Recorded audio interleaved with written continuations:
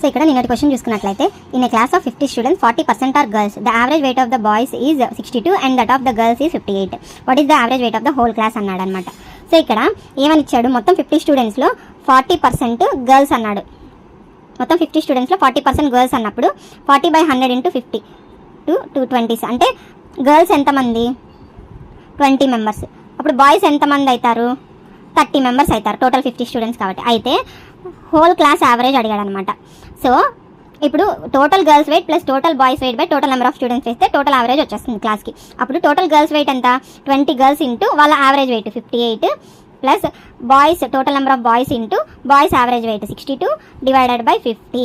So 58 × 2 1160 plus 30 × 62 1860 by 50. So ఇక్కడ వచ్చేసి ఈ వాల్యూ వచ్చి 3020/50 అవుతుంది. 0 0 క్యాన్సిల్ అయిపోయి 3 1s 3 6s 0 పెట్టుకుంటే 0.4. సో 60.4 అనేది మనకు ఆన్సర్ వస్తుంది అనమాట total class average weight. So ఇక్కడ ఇవాళ క్వశ్చన్ చూసుకున్నట్లయితే of the 3 numbers second is twice the first and also thrice the third. If the average of the 3 numbers is 44 then the largest number is అన్నాడు అనమాట. ఈ question అనేది మీరు solve చేసి answer అనేది నా కమెంట్ సెక్షన్లో మెన్షన్ చేయండి. రేపటి వీడియోలో ప్రాబ్లం అనేది ఎలా చేయాలనేది ఎక్స్ప్లెయిన్ చేస్తాను.